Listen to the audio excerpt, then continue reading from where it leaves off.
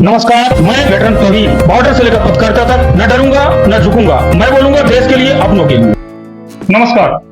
आजकल भ्रामक खबरों का सिलसिला आम हो चुका है। हाल ही में उत्तर प्रदेश सरकार ने स्टाम्प शुल्क में छूट को लेकर बड़ा ऐलान किया है, लेकिन इस फैसले को लेकर सोशल मीडिया पर भ्रम फैल रहा है।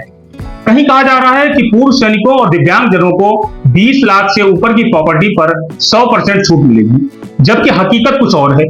मुझे भी व्हाट्सएप पर एक स्क्रीनशॉट आया जिसमें अमर उजाला की खबर दिखाई गई। उसका स्क्रीनशॉट आपको वीडियो में दिख रहा है। मैंने जब उसे ध्यान से देखा तो मुझे शक हुआ, क्योंकि उसमें बीच में एक ऐसा लोगो लगाया गया था जो कि अमर उजाला के किसी भी अखबार में कभी नहीं निकलता। यहीं से मुझे शक हुआ कि यह खबर एडिटेड है।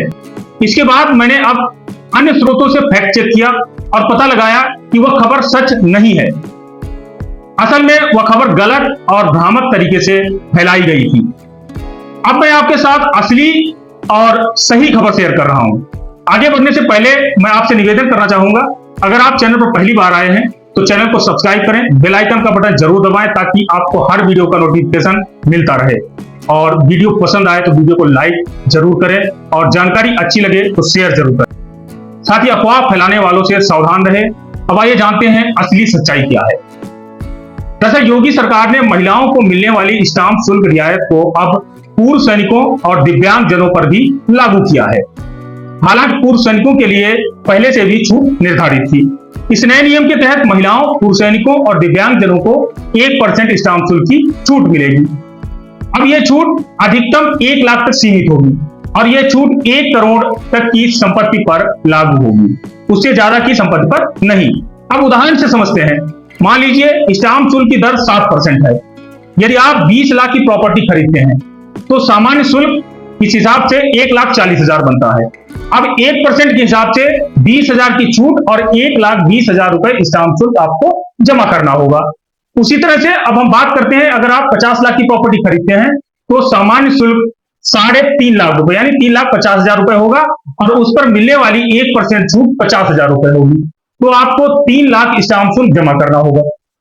अब 1 करोड़ की प्रॉपर्टी खरीदते हैं तो सामान्य शुल्क आप उसी तरह से 7 लाख रुपए हो रहा है।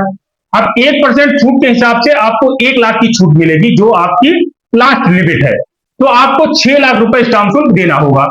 अब वही बात कर लेते हैं कि 1 करोड़ से ऊपर की प्रॉपर्टी पर जो है वो आपको सामान्य शुल्क जमा करना होगा। यदि आप 2 करोड़ की प्रॉपर्टी खरीदते हैं तो आपको 1 करोड़ की प्रॉपर्टी तक ये छूट सीमा निर्धारित है और 1 करोड़ से ऊपर का जो पैसा है उस पर आपको सामान्य शुल्क जमा करना होगा। अब बड़ा सवाल उठता है यहाँ पे कि अभी तक पूर्व सैनिकों को 20 लाख की प्रॉपर्टी पर 100% स्टाम्प शुल्क माफी मिलती थी। अब जबकि नई व्यवस्था आई है तो क्या पुरानी स्कीम जारी रहेगी या फिर उसे खत्म करके नई 1% की छूट लागू होगी? अब इस पूरे सिस्टम से निष्कर्ष क्या निकल रहा है? नई स्कीम में बड़ी प्रॉपर्टी खरीदने वालों को फायदा होगा, लेकिन छोटी प्रॉपर्टी वालों को, खासकर पूर्व सैनिकों को जो पहले 100% राहत मिलती थी, अब उनका नुकसान हो सकता है। अब यही बिंदु है जिस पर सरकार को स्पष्ट करना होगा। क्या पुरानी स्कीम जारी रहेगी या अब नई स्कीम सिर्फ जो लागू की गई है 1% छूट वही लागू होगी? आपकी इस पर क्या राय है? आप क्या सोचते हैं इस बारे में?